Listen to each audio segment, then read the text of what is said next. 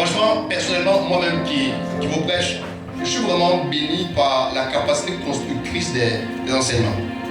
En tout cas, pour les personnes qui ont des rêves, qui ont des visions, qui ont des projets, qui ont quelque chose à atteindre avec Dieu, ces personnes ne peuvent qu'être bénies par cette série. Et ça n'a pas commencé aujourd'hui, ça a commencé depuis même longtemps. Je me rappelle d'un thème comme les secrets de nos rêves. Je me rappelle du démon vers au rêve quelque part là-bas. Je me rappelle du démon de la paresse. En semaine, je suis là et puis le Seigneur m'a dit, est-ce que tu sais que tu dois revenir encore sur ces thèmes-là? Parce qu'il y a des personnes qui ont recommencé à gagner par la paresse. La paresse, c'est un démon. Amen. Dis, la paresse est l'allié sûr du diable pour te conduire à l'échec. Oui, il y a des gens que les démons n'attaquent pas. Parce qu'eux-mêmes, ils sont déjà préparés à échouer. La paresse est le signe que tu échoueras. Peu importe. Parce que quel que soit ce que tu fais, quel que soit ce que tu entreprends, il va te falloir être courageux, quel que soit le domaine. Et l'une des choses qui fait que vraiment, en notre génération, on a l'impression que les chrétiens n'avancent pas. C'est pas que ces personnes ne prient pas bien. Il y en a d'autres qui ne prient pas bien. Il y en a d'autres qui n'aiment pas Dieu. Mais il y a d'autres, c'est la paresse.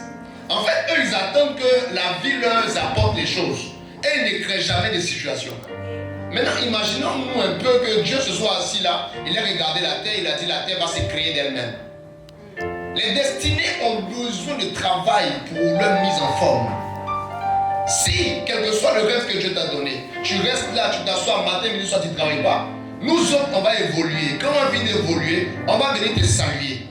Pas parce qu'on marche ensemble, mais parce qu'on a eu envie de revisiter un peu le passé. C'est-à-dire quoi? On va se souvenir de toi lorsqu'on va commencer à avoir ou à penser à nos souvenirs. Mais quand on va se mettre à penser à l'avenir, tu n'y trouveras pas ta place. Parce que tu es resté derrière. Jésus au commencement n'avait pas 12 disciples, il avait 70. Les autres là sont restés derrière. À la chambre, ils n'étaient pas là parce qu'ils étaient restés derrière. La paresse est un démon dangereux. La paresse t'empêche d'accomplir de grandes choses. La paresse t'empêche même de pouvoir porter la part de croix à transporter pour que ta vie soit une référence. Amen. Dis avec moi, je ne dois pas être paresseux. Oui, les paresseux ont un langage, le temps de Dieu. Oh, c'est pas encore le temps. Les paresseux ont un langage. Je n'ai pas eu de soutien dans ma vie. Jésus était né dans une étable. Ça veut dire qu'il est né parmi les animaux. Mais il a eu le nom de Dieu, tout autre nom. Donc, l'excuse que tu n'es pas né dans une famille de millionnaires ou de milliardaires, c'est une fausse excuse. Si Dieu a permis que tu naisses dans cette famille, c'est parce qu'il a mis en toi ce qu'il fallait pour que tu sois le parent d'un enfant qui voudrait aussi une famille comme ça. Hein? Donc, les paresseux, là, ils aiment ça. Oh non, ma maman n'a pas d'argent. Oui, c'est à cause de mon papa que je ne suis pas arrivé là parce que je n'ai pas continué les études. Il y a des gens qui n'ont pas continué les études. Aujourd'hui, ils emploient des gens qui ont fait de longues études. Tu peux ne pas avoir les diplômes dans ta main, mais tu peux créer la structure. Tu es capable? Donc il n'y a pas d'excuse. Il n'y a pas d'excuse qui excuse le fait que tu ne sois pas à ton heure. Parce que pendant que les gens attendent le temps de Dieu, eux-mêmes ne sont pas à leur heure. Oui, tu dois être à ton heure. Et ce qui t'emmène à ton heure, c'est le mouvement. Tu dois travailler. Tu dois bosser. Tu dois cravacher. Tu ne dois pas rester là comme ça, attendre que tout vienne. C'est toi qui as tous les numéros des tontons et des tantis de ta vie. Tu as tous les numéros des amis. Lisez la Bible et vous allez vous rendre compte que la Bible dit celui qui a beaucoup d'amis les a pour sa bête. Mais les paresseux aiment avoir beaucoup d'amis, de telle sorte que s'il arrive à demander 5 000 à lui, 5 000 à lui, 5 000 à lui, ça lui permet d'avoir au moins 50 000 sur lui. Et quand les gens refusent de te donner leur argent, c'est des cas de mauvais. On dirait que tu n'as pas eu 2 pieds, 2 mains, 2 yeux, une bouche aussi. Les paresseux ont beaucoup, ils ont trop d'excuses. Non, les temps sont durs, il n'y a pas de travail au pays. S'il n'y a pas de travail, s'il n'y a pas d'entreprise pour t'embaucher, c'est le signe que tu dois créer ton entreprise. Et arrête de partir déposer les CV de partout, réfléchis. Comment est-ce que tu vas faire pour créer ta propre entreprise? McDo, vous connaissez McDo? Le papa qui a fait ça, c'était vieux comme ça. Mais aujourd'hui, il a une industrie qui est posée sur des millions de dollars. Vous attendez quoi? Tant que vous avez un rêve. Je ne dis même pas que vous avez une main. Tant que vous avez un rêve, vous pouvez accomplir de grandes choses. C'est pour ça que je dis tout le temps aux gens, hein, tu n'es pas mort le jour où on t'enterre. Tu meurs le jour où tu n'as plus de but à poursuivre. Oui, les gens comme ça, on peut les transporter partout. La Bible dit, le gars, il était mort, le fils de la veuve de Naïm. De Naïm, excusez-moi. Il était mort, on le transportait de partout, jusqu'à ce qu'il croise Jésus. Quand tu es mort, on t'emmène partout où on veut.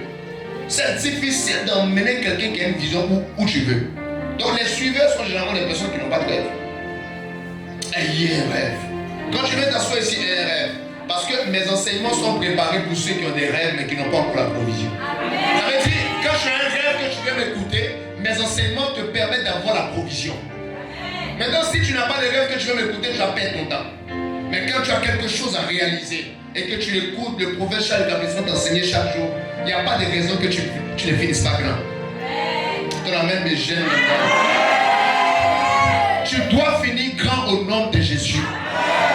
Je dis, tu dois finir grand au nom de Jésus. Il n'y a pas d'excuse. Tu dois finir grand au nom de Jésus. Si aujourd'hui tu n'as pas quelque chose, demain tu te lèves, tu vas travailler pour avoir la chose. Il y a une loi que j'appelle la loi de la substitution. Pendant que tu penses que tu n'as rien, tu as quelque chose. Mais cette chose-là n'est pas sous la forme de l'argent que tu attends d'avoir. Quelqu'un dit, j'ai rien sur moi, alors que la personne a un téléphone de 100 000. Si tu n'as pas d'activité, va vendre ton téléphone. Prends l'argent, recrée l'argent et va acheter un autre téléphone. Parce que tu peux pas être en galère et puis tu as un téléphone de plus de 100 000. Va vendre le téléphone, prends l'argent, va acheter des choses à jamais vendre. On amène le gène ce soir. Tu peux pas être assis si tu as un iPhone 11 de 50 000, un iPhone X de 50 000, et puis tu es assis là, tu dis non, que toi tu n'as même pas 100 francs. Le téléphone même nécessite un entretien. Parce que tu ne peux pas aller sur les réseaux sans connexion. Chacun aujourd'hui, même quand tu envoies un message à quelqu'un, on sait que ça peut demander une unité.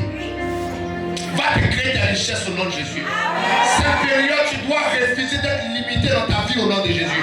Cette saison-là, tu dois refuser ça. Même s'il fallait que tu vendes même une de tes chemises pour que tu puisses voir au moins avoir 500. Vous savez, les habits qu'on vend là-bas sans c'est quoi? Ce sont les gens qui, pour la plupart des gens ont porté, ils ont envoyé ici. Oui, c'est parce que les gens ont mis dans la tête que c'est pour les blancs qu'ils achètent. Mais est-ce que nous portons ta vie? Personne n'a vu. Si tu n'as pas d'argent, va trier tes habits. Ceux qui développent plus à petite photo, mets en statut. Les blancs appellent ça vintage. Il faut créer aussi tes vintage. Tu mets le truc, tu dis ça, tu repasses bien. Si tu n'as pas de fer à repasser, viens à la maison. J'ai un fer à repasser. Tu prends, tu repasses ton habit, tu mets un statut, tu vends ça. Au moins tu auras 5 000. Là maintenant tu vas acheter autre chose, il revend encore. Oui, créez-vous les richesses. N'attendez pas que les choses arrivent. Est-ce que vous pouvez parler ça? Les hommes attendent le temps. Les spirituels dévancent le temps. Et ils enchaînent les saisons. Tu vois ce que je dis? Ça y est, n'attends pas que les choses arrivent. Lève-toi, dis-toi, ça doit changer after effect. En anglais, ça veut dire maintenant. Ça change.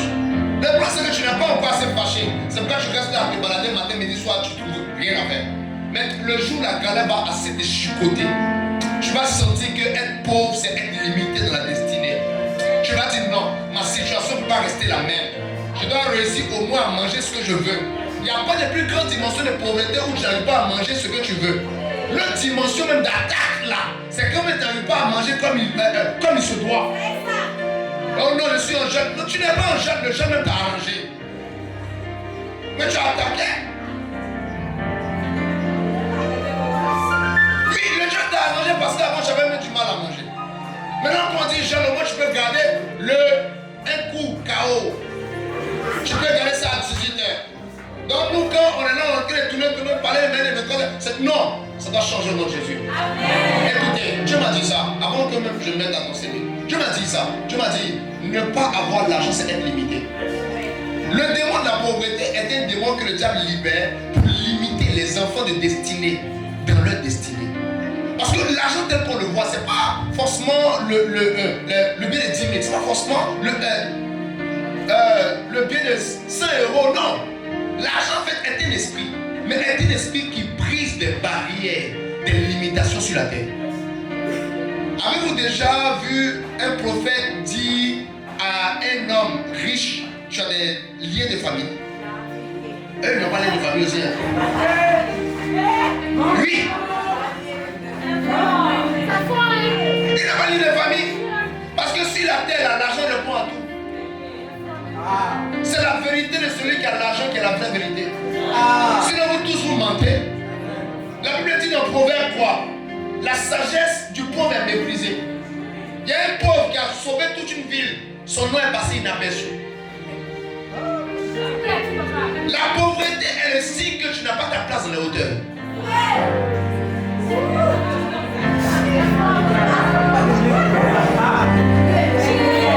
Est-ce que c'est faux? C'est la vérité. C'est pour ça que vous devez détester au point de rejeter et réfuter les accusations de l'esprit de pauvreté sur vos vies. Ce n'est pas une gloire, écoutez-moi, ce n'est pas une gloire d'être dans le manque. Je le dis tous les jours, il y a des types d'adoration que tu ne peux pas donner. Oh, Dieu de ma ressource. C'est quelle ressource?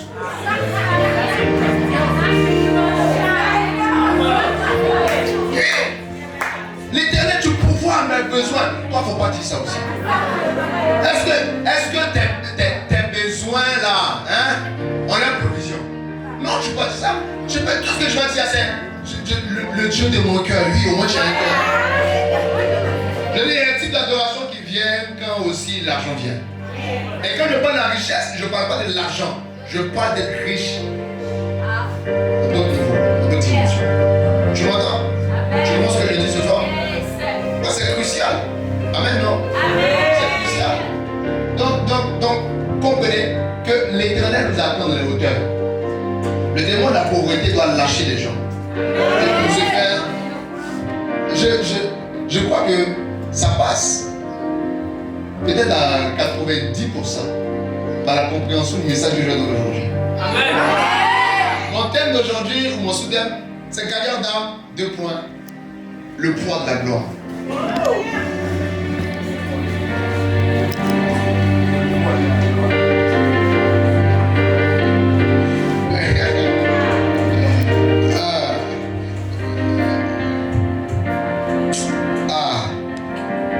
Actuellement, on est en train de chercher terrain partout. Je dis ici, les gens qui disent qu'il n'y a pas de terrain à budget ici, c'est faux. Tu n'as pas l'argent et le terrain qu'il y a là. C'est tout. Il y a un terrain partout, même au plateau à terrain. Je dis tous les jours, si le gars a construit son building à 2 milliards, que toi tu payes de 3 milliards, sachant que son entreprise lui donne peut-être 10 milliards par mois, mais il va prendre les 3 milliards. Donc, toi, c'est une histoire de puissance. C'est pourquoi n'acceptez pas l'évangile qui vient vous dire: oh non, toi et Dieu, vous devez vivre d'amour et d'eau fraîche. Seigneur, le Dieu de ma consolation, tu es fidèle au-delà de mes combats. C'est ça, ça reste là comme ça. Puis tous les jours, tu pleures un peu, tu lèves un peu, c'est là. Tu vois, je dis, ça là, je vis la chrétienté. Quand la personne voit quelqu'un est riche, oh, la Bible a dit, il est difficile pour un riche entrer dans le royaume des cieux. Dis-lui, Jésus a dit, cela est impossible aux hommes, mais possible à Dieu. Pour nous, il est difficile. C'est pour ceux qui étaient riches avant de venir. Nous là, c'était là qu'on a notre richesse. On a commencé là comme ça. Donc on est comme David, on a une mémoire. On se souvient de quand on n'avait encore rien, jusqu'à ce qu'on ait ce qu'on a aujourd'hui là quand même. Voilà. Donc désirez la richesse comme jamais dans votre vie. Je dis, les saisons de manque doivent être derrière au nom de Jésus.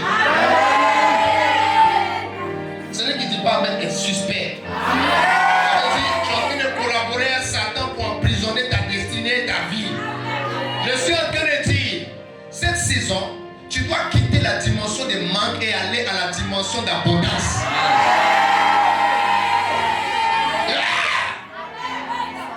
C'est quoi tout ça? Tu commences à prêcher, mais tu fais fier, c'est quoi? Il y a quoi? Hein? Tu commences à faire les Des gens qui sont quelque part là-bas dans des grosses sectes là-bas, ils n'ont pas ce problème. Quand ils font, t'as pas foi, je me suis on dirait qu'on est en train de faire bon. Et il faut quoi? C'est quoi tout ça? Ah! C'est comme si je m'énerve facilement, tu n'imagines pas. Quand je me lève, je m'énerve un peu. Quand je me lève, je peux du colère. Je m'énerve un peu là pour quelqu'un de petit. Oh, d'accord, ça va changer. Ah. C'est quoi tout ça? On doit réussir à témoigner du Seigneur, non pas seulement avec nos mots. Oh, vous avez déjà vu une révélation? Tu viens avec une Cadillac au carrefour, tu gardes la Cadillac. C'est-à-dire que tu n'as pas besoin d'y approcher. Les gens vont venir te demander, mais bon, qu'est-ce qu'on peut faire? Lisez la Bible. Avant Actes chapitre 6, il y a Actes chapitre 2, 3. La Bible dit l'église était fort riche. Donc les gens même, les autres pauvres la prenaient. Est-ce que vous lisez de la Bible que Jésus a dit à des personnes, en fait, je suis venu, ils m'ont suivi, pas à cause des signes et des miracles, mais à cause de la nourriture. Est-ce que vous savez que dans l'humanité, il y a des gens qui sont attirés par leur ventre? Il y a des gens, eux là, c'est pas miracle. C'est pas ça. C'est comment ils peuvent manger. Est-ce que c'est bon? Quand tu sors avec ta Cadillac là, tu arrives au carrefour, tu te déposes ici. Tu dis approchez, je dois te donner un message. Ils vont venir. Mais s'ils ne veulent pas t'écouter, en regardant la voiture, ils seront transformés. Oh, je suis pour l'intimité. Je suis pour la relation. Mais je ne suis pas pour la pauvreté. Oui. Je ne suis pas pour ça. Tu vois les gens de allô, le Père, on a besoin de ça. Quand notre victoire, la victoire de la vraie victoire, pas la victoire des 5 000 et des 10 000. Au nom de Jésus, que le Seigneur commence à annuler les victoires des 5 000 et des 10 000 de ta vie. Donc maintenant, commencer à approcher où tu viens, tu dis, bon, mais là, vous n'avez pas remarqué même la manière de parler change en fonction de l'argent qui vient de côté de vous. C'est le cas, c'était ça.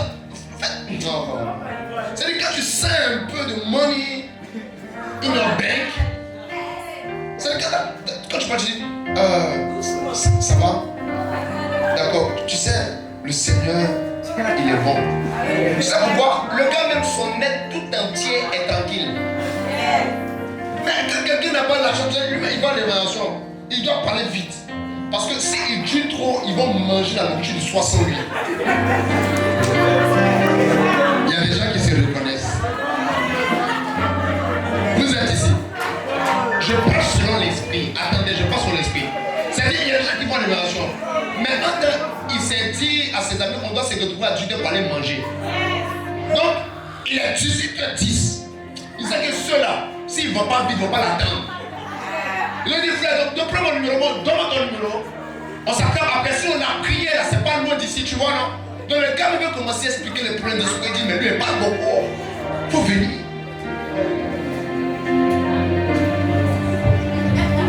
Tu vois? Mais quand les gens commencent à être là, tu es calme, tu es tranquille. Parce que si tu es trop fâché, tu vas là où tu veux, tu manges ce que tu veux.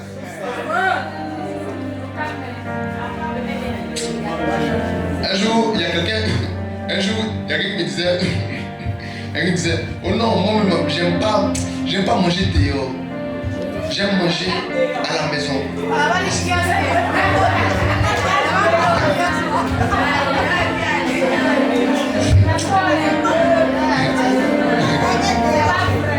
Parce que dans ton dehors, c'est la fois peut-être qu'il va APF quelque part là et tout. Mais les endroits quand tu vas manger là-bas, tu te demandes si depuis tu es né, tu mangeais. Oui. Mais oui. C'est pourquoi il dit à mes fils là, ne cherchez pas fort quand on n'est pas l'argent. Oui.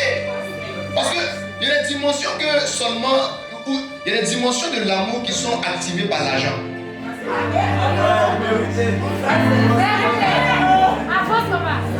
Et par les restaurants, la soeur commence à plus t'aimer avec les cadeaux. Pas qu'elle t'aimait pas, mais l'amour commence à être amplifié. On ne peut pas quand la bête dit, allô ma soeur, je suis occupé. Quand un petit cadeau. Hein. Allô la soeur? Oui, le frère. Après, vous me rappelez. Un deuxième cadeau. Allô la soeur? Oui, comment tu vas? Ça évolue. Vous savez? Est-ce que vous savez? Ne blaguez pas avec ça. Oh. C'est quoi tout ça? Non mais c'est vrai. Hein? J'ouvre la parenthèse. Attends. Voilà, je suis dans le temps. Je vais donner mon enseignement, mais j'arrive. Écoutez, je vous dis la vérité.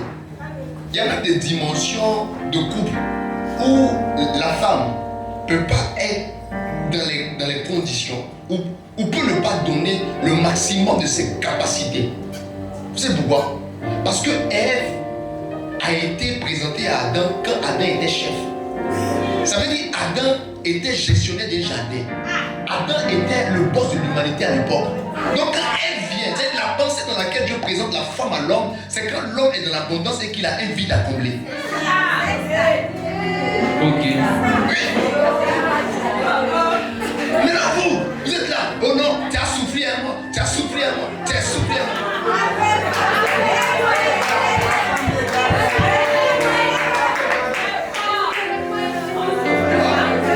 La soeur là, peut-être là, franchement bon, elle a juste envie de souffrir quelque chose. Oui, c'est important. Hein? C'est pas ça de dire non, elle est matérialiste.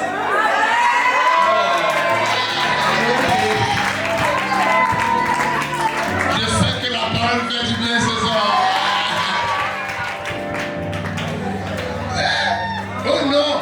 Oh non, elle est matérialiste. Non. Elle avait l'opportunité de se promener partout dans le jardin parce que son mari avait un jardin. Donc, là, est-ce qu'elle veut dire quelque chose? Ça veut dire, l'homme a été créé et mis dans le jardin. Mais la femme a été créée dans le jardin. C'est pourquoi vous allez voir que les femmes là, elles ont des envies naturelles de gloire et de richesse.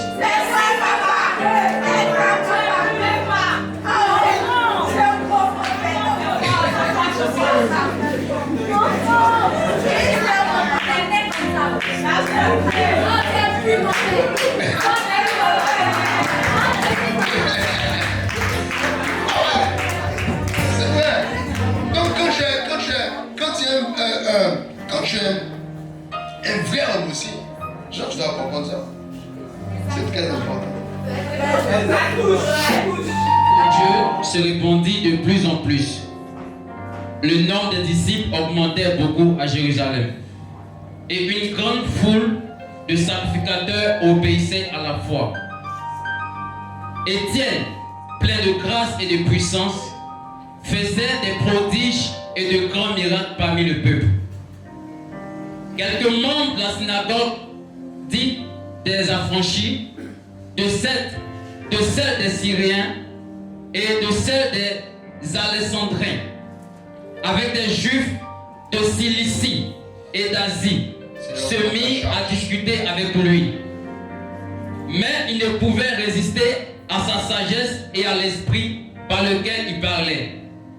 Dis avec moi, il ne pouvait résister à sa sagesse et à l'esprit par lequel il parlait. Lorsque vous arrivez dans Actes chapitre 7, la Bible nous illustre comment est-ce que quand les sacrificateurs étaient en train de parler à un homme qu'on appelle Étienne, le visage d'Étienne a commencé à briller comme celui d'un ange. Amen. J'ai envie d'entrer en même temps, mais bon, lis Matthieu rapidement, chapitre 20. Il y a tellement de choses à dire dans ce thème. Je ne sais pas si je l'ai dit aujourd'hui, mais bon, je vais le garder pour le dire la prochaine fois. Ce sera le dernier défilé avant la retraite. Amen. Dieu s'apprête à faire des choses qui vont étonner la génération. Et ça ne se fera pas que par les gens du dehors. Ça se fera aussi par toi et par nous. Ça ne se fera pas aussi que par nous. Ça se fera aussi par les gens du dehors. Parce que nous, dans cette génération, on a enfin compris le mystère apostolique et prophétique. Lorsqu'on est en train de penser à nous, on pense aussi aux autres. Parce que le corps du Christ, ce n'est pas que la main. Le corps du Christ, c'est aussi les pieds, c'est aussi les yeux, c'est aussi la poitrine, c'est aussi le torse. Et quand on va prier pour nous, on ne va pas que prier pour nous, on va aussi prier pour tout le monde. Au nom puissant de Jésus. Si nous sommes la résultante de la prière des seules personnes qui sont passées aussi, on doit faire naître des destinées par nos prières. Yes. Je ne vais pas que penser à moi cette période. Je vais aussi penser à mon frère. Je ne vais pas que penser à mon ministère cette saison. Je vais aussi penser au ministère de mon frère.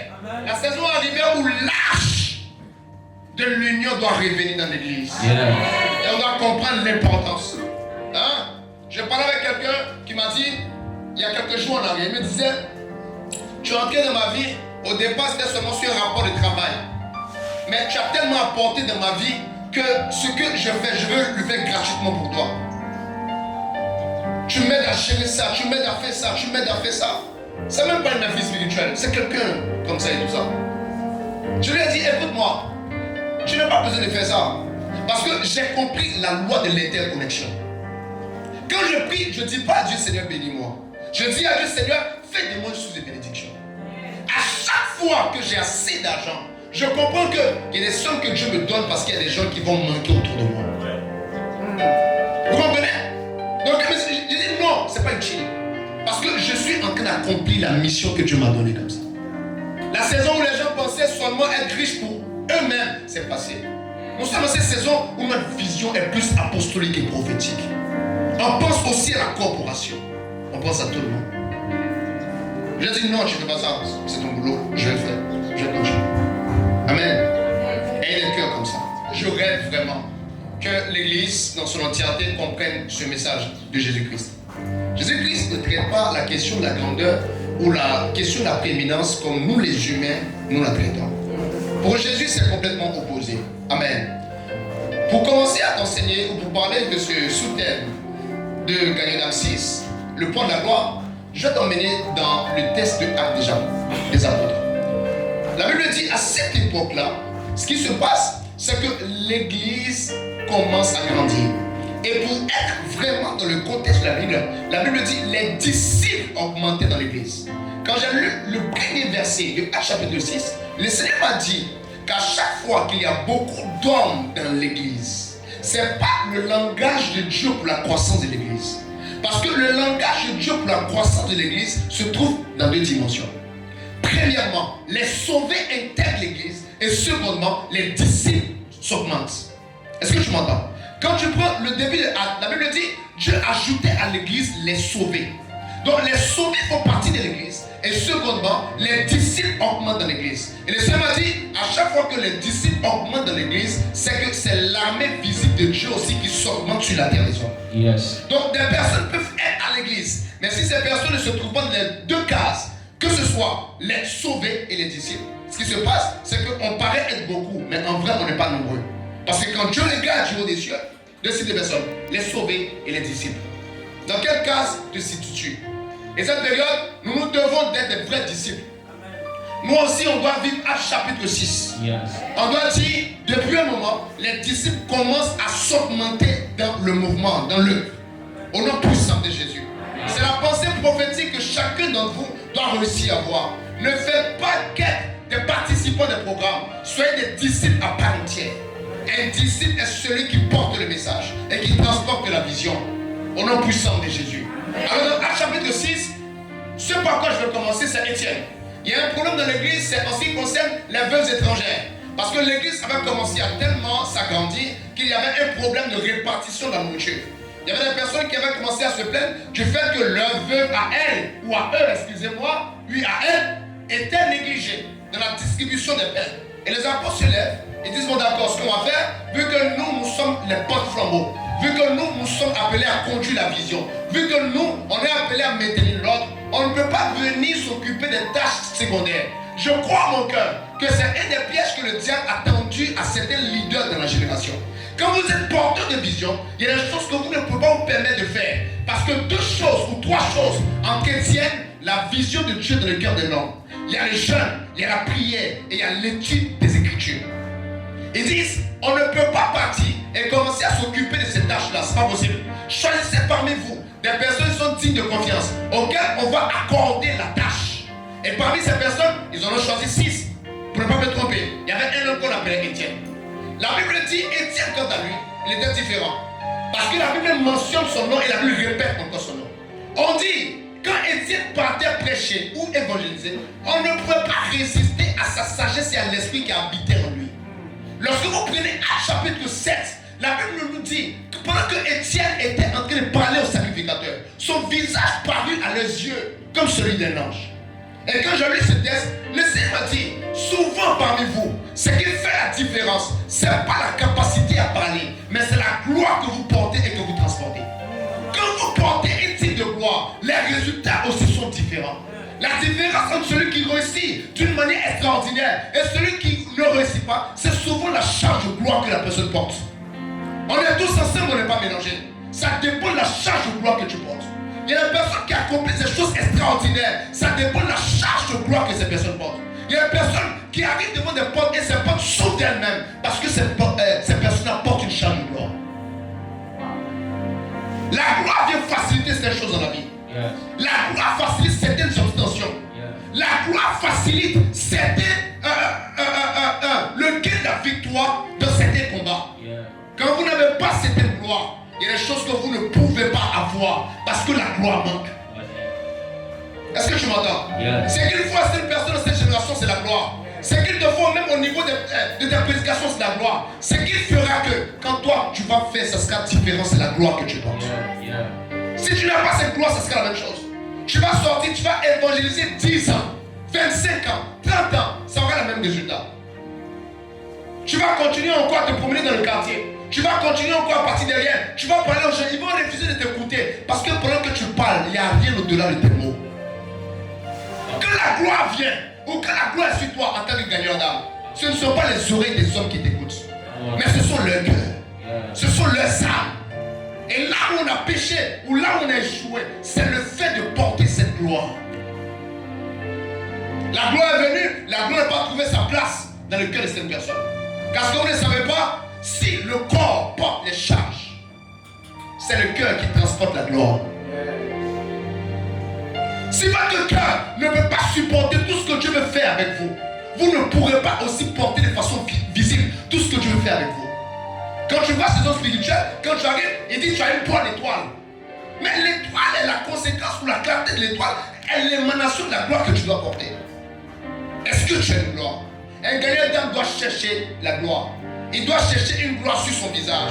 Il doit chercher une gloire dans sa vie. Il doit chercher une gloire dans ses paroles. Quand tu vas toi aussi partir parler aux gens, il doit dire cette personne parle différemment. Yes. C'est la gloire qui a fait que l'apôtre Pierre a pu gagner 3000 personnes. Yes. Parce qu'avant ce discours, il avait reçu le Saint-Esprit. Qu'est-ce que tu as?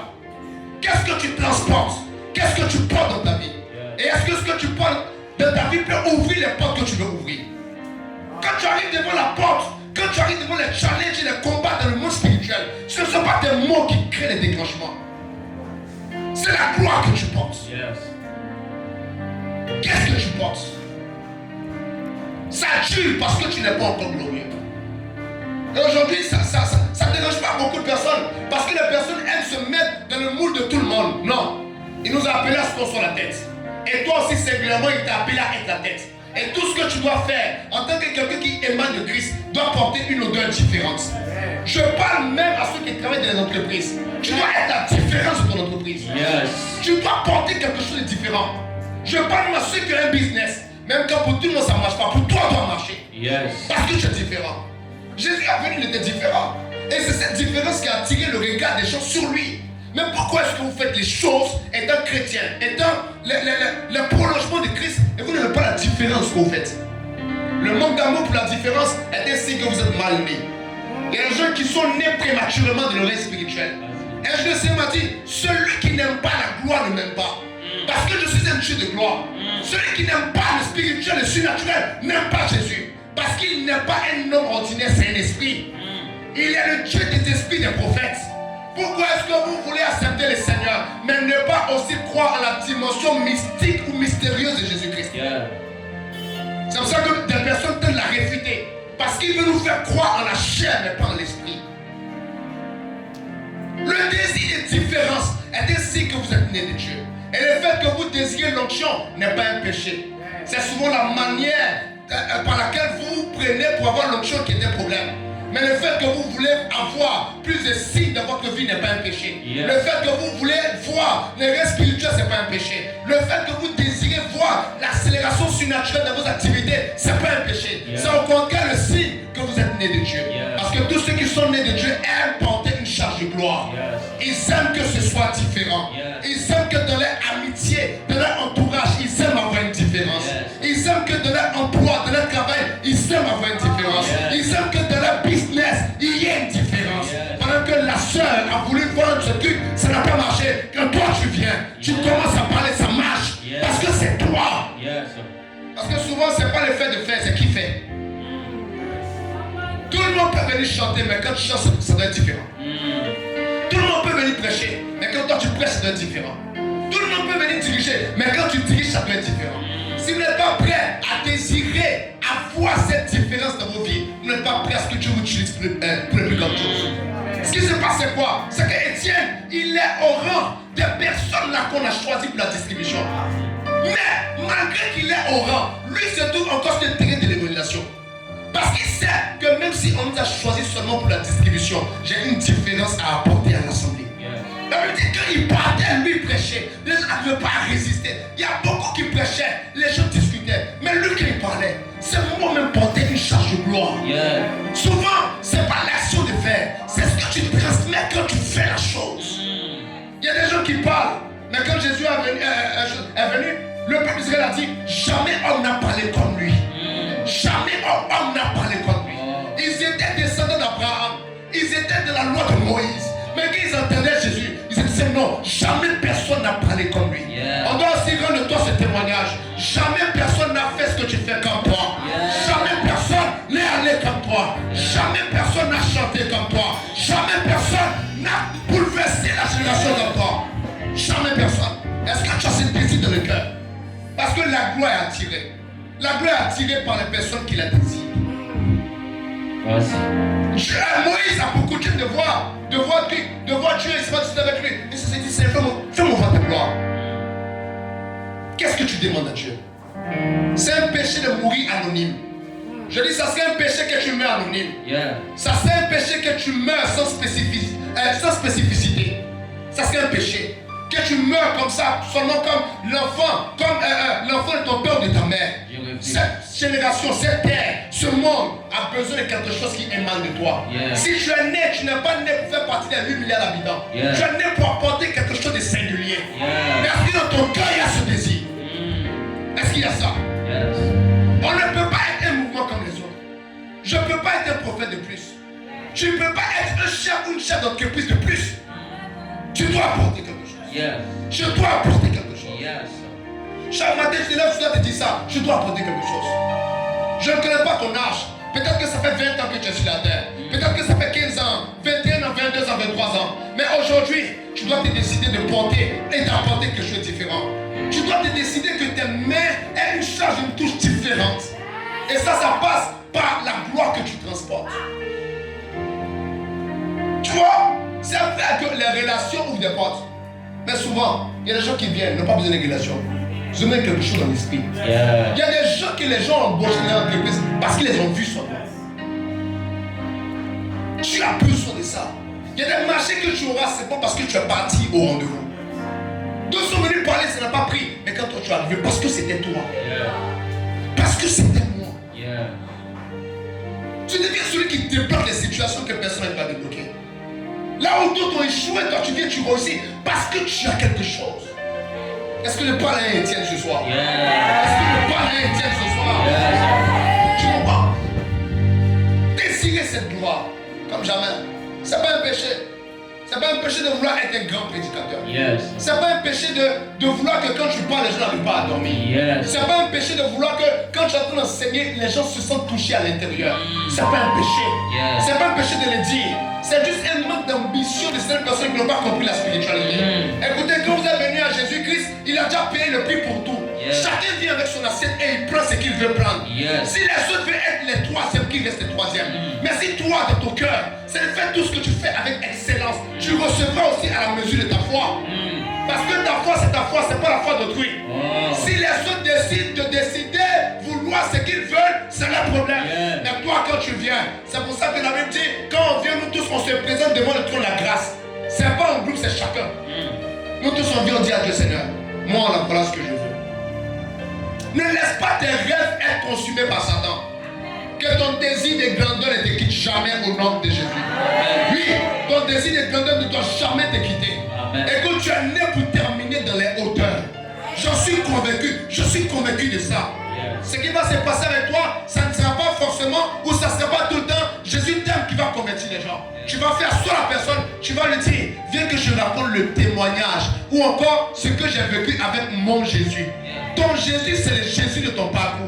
Ton Jésus, c'est le Jésus de ton témoignage. Tu vas dire, mon frère, tu vois que moi que tu vois là, j'étais comme ça avant. Mais ce qui s'est passé quand Jésus est entré dans ma vie, voilà la personne que je suis devenu. Donc les gens vont se convertir à cause de ton témoignage à toi. Jésus sauve, oui. Mais voilà ce qu'il a fait de moi. Un anonyme que j'étais. Aujourd'hui, Jésus s'en va avec moi quelque part. C'est mon témoignage. Vous avez désiré ça. Et le Seigneur m'a dit, et c'est là que je vais arriver. Cette gloire dont je suis en train de parler. Même quand cette personne s'asseye et cette personne commence à désirer ça, avoir la facilité, avoir la facilité dans certaines choses et tout, les personnes ne comprennent pas le processus par lequel on arrive à obtenir cette gloire. Il y a quelque chose qui se passe avec Jésus-Christ. Jésus-Christ est en train de parler à ses disciples ce jour-là. Et ce jour-là, bizarrement, il y avait la mère de deux d'entre eux qui étaient présentes. C'était la mère de Jean et de Jacques. Elle vient vers eux. Après, elle part vers Jésus. Elle demande à Jésus, j'ai une demande. Est-ce que mes fils là, elle peut être assis à ta gauche et l'autre à ta droite dans ton royaume? La première question que Jésus pose, c'est est-ce qu'ils peuvent boire la coupe que je dois boire? Ok. Et fait voir. Et porter ou souffrir de ce dont je dois souffrir. Quand j'ai lu ce texte, le Seigneur m'a dit, ce que vous oubliez, c'est que quelque chose que vous devez obtenir, la première chose que je vous présente, c'est le prix à payer pour l'obtenir. Je ne suis pas en train de dire que la grâce n'existe pas. La grâce existe. Et c'est d'ailleurs la grâce qui nous a permis de venir à Jésus-Christ sans rien payer. Mais quand vous arrivez à Jésus, vous devez comprendre que pour chaque dimension expérimentée, il y a un type de prix à payer. Si vous ne payez pas le prix, vous ne pouvez pas avoir ce à quoi vous aspirez. Vous ne pouvez pas désirer avoir une position à gauche et à droite de Jésus sans toutefois souffrir de la mort ou porter la croix que Jésus doit porter et boire la coupe que Jésus doit boire. Il y a un évangile qu'on nous a transmis aujourd'hui qui est un faux évangile. C'est l'évangile de la facilité et de la grâce incomprise. La grâce incomprise, c'est tu n'as pas besoin de faire des efforts pour avoir. La grâce comprise, c'est la grâce qui t'a permis même d'avoir envie de faire des efforts pour avoir. Le Seigneur m'a dit, ce que vous ne comprenez pas se trouve quand on parle de Jésus. La Bible dit, Jésus-Christ, il a été obéissant jusqu'à l'obéissance à la croix de Golgotha. C'est pourquoi Dieu l'a donné le nom au-dessus de tout autre nom. Et le Seigneur m'a dit, une vie d'obéissance qui ne te conduit pas au sacrifice ne te donnera pas le nom au-dessus de tout autre nom. Il y a l'évangile qu'on prêche aujourd'hui, c'est un évangile sans sacrifice. Alors que la vie chrétienne a commencé par un sacrifice, où elle a été rendue disponible par quelqu'un qui s'est sacrifié. Et cette vie chrétienne ne peut être vécue si aussi on n'a pas notre lot de sacrifices. Il y a des choses qui ne changent pas par la prière. Il y a des choses qui ne changent pas par le jeûne. Il y a des choses qui changent par le sacrifice. Il y a des prières qui ne sont pas exaucées parce que vous avez prié. Il y a des situations qui se dégradent parce qu'il y a eu un sacrifice qui a été fait. Dieu appelle un homme qu'on appelle Abraham. Par obéissance, Abraham quitte son père, sa mère, sa parenté, sa patrie. Il va. Et quand Abraham sort, dans Genèse chapitre 22, le grand test qui permet à Dieu d'établir Abraham, ce n'était pas l'obéissance qu'il a eu dans Genèse chapitre 12. Mais c'est le sacrifice qu'il a fait dans Genèse chapitre 22. Votre vie chrétienne a besoin de sacrifices pour s'élever et pour être préparé à porter la gloire que Dieu veut donner. Le sacrifice ne peut pas être écarté de votre marche chrétienne. Et il y a des choses que vous ne voyez pas, seulement parce que vous ne comprenez pas le sacrifice. Le sacrifice. Parce que le sacrifice prépare votre cœur à porter la gloire que Dieu veut. Quand vous êtes un gagnant, vous devez comprendre ça. Le sacrifice, vous préparez. Le Seigneur m'a dit dernièrement, il m'a dit, il y a des gens qui ont abandonné la foi. C'est bon parce que ces personnes n'ont pas abandonné beaucoup avant d'entrer dans la foi. Donc ces personnes n'ont pas payé et n'ont pas respecté le prix du sacrifice. Vous savez, il est facile de rejeter quelque chose qu'on a obtenu gratuitement. Ou c'est facile de critiquer un habit qu'on n'a pas payé, qu'on nous a offert un cadeau. C'est facile de dire tel habit ne me plaît pas, que c'est pas notre argent qui a payé. Mais quand on paye quelque chose à prix d'or, cette chose a une facilité aussi à nous plaire parce qu'on a payé à prix d'or. Les choses que les hommes reçoivent assez facilement sont les choses que ces hommes peuvent facilement aussi rejeter ou quitter. Quand il n'y a pas de difficulté, il n'y a pas de priorisation et glorification de ce qu'on a obtenu. Et ça m'a dit, il y a certaines personnes en fait qui ont fui la foi chrétienne. Il y a certaines personnes qui ont laissé Jésus. C'est parce que ces personnes n'ont pas laissé beaucoup avant d'entrer en Jésus. Pourquoi est-ce qu'un homme comme l'apôtre Paul réussit à partir être décapité? Il doit partir. C'est-à-dire Paul, il est en train de partir à Rome. On lit Paul, là où tu vas mourir. Une prophétie est donnée. Il dit, hey, si c'est la volonté de Dieu que je m'en aille, alors j'irai. Tu sais pourquoi? C'est pas parce que Paul avait sacrifié tout ce qu'il avait dans l'humanité. Il n'était plus le sacrificateur ou le pharisien qu'on connaissait. Il avait laissé tout ce qui était plus glorieux afin de suivre Jésus-Christ. Souvent, ce qui vous permet de rencontrer Jésus, c'est sa grâce. Mais ce qui vous permet de continuer à suivre Jésus, c'est le prix que vous avez payé pour le suivre.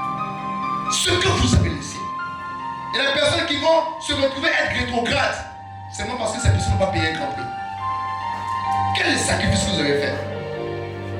Jésus m'a dit, écoute, la réception de la promesse est l'émanation de l'alliance. Ça veut dire, Dieu nous fait des promesses parce qu'on est devenu enfant de Dieu.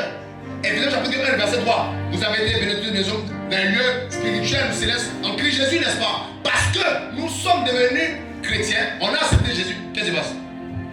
On a droit aux promesses, donc il y a l'alliance.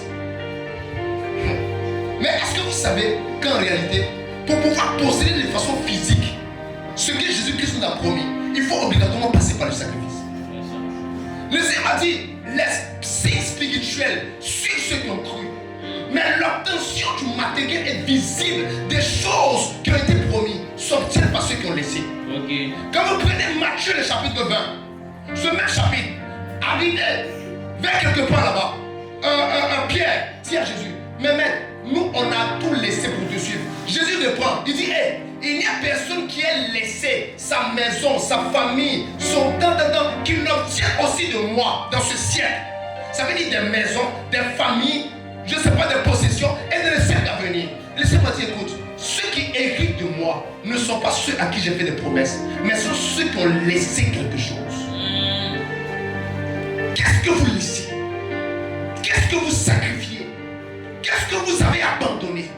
Qu'est-ce que vous avez laissé dans votre vie, quand vous regardez toute votre vie? Qu'est-ce que vous avez vraiment fait comme sacrifice? Le sacrifice, ce n'est pas le fait de donner quelque chose qui ne nous coûte pas. Le sacrifice, c'est bien au-delà. Le sacrifice fait appel au sang. Le sacrifice fait appel aux efforts. Le sacrifice fait appel à un effort même au-dessus de ce qu'on peut. C'est ça le sacrifice en fait. Aujourd'hui, quand on parlait aux gens, partez faire des jeûnes. Quand on dit aux gens, laissez vos go, laissez vos gars, ces personnes ne veulent pas. Mais ces personnes veulent entrer en Jésus-Christ, mais sans payer le prix. Et comme ces personnes sont entrées sans payer le prix, ces personnes aussi partiront facilement. Parce qu'ils n'ont fait aucun sacrifice. Qu'est-ce que vous avez sacrifié? Nous, on a sacrifié nos jeunesses. On n'a rien si ce n'est Jésus-Christ. On a laissé ça. On avait l'opportunité de nous aussi être des gars là-bas dans le monde. On a laissé. Quand on est venu au Jésus-Christ, on a passé tout notre temps en train de jeûner. Au point même où on s'oubliait. Les 14 jours de jeûne sec. Souvent on faisait des 21. Aujourd'hui on est là. Mais est-ce que tu peux venir me dire de laisser Jésus? Je ne peux pas parce que j'ai sacrifié quelque chose. L'apôtre Pierre a laissé sa famille. Il a laissé sa belle-mère malade. Il a suivi Jésus. Qu'est-ce que toi tu as fait? Cet évangile de facilité ne vient pas du ciel. Parce que c'est un échange. Oui, ce sont des échanges. Souvent quand on dit, écoutez bien, soyez comme Jésus. Nous sommes nés pour être comme Jésus. On doit être comme Jésus. Tout ce que les gens prennent, c'est, je dois être comme Jésus, ça veut dire je dois être gentil. Je dois être comme Jésus, ça veut dire je dois bien parler aux gens.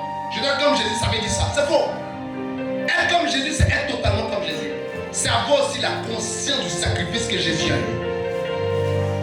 Il s'est sacrifié ou pas? Toi, tu t'es sacrifié ou quoi? Vos cœurs ne sont pas préparés. Pourquoi? Vous ne verrez jamais Dieu. Pourquoi? Vous ne verrez jamais Dieu. Pourquoi? Parce que vous n'êtes pas prêt à sacrifier quelque chose. Le soleil est pâle devant la gloire du règne. Il te voit en gloire.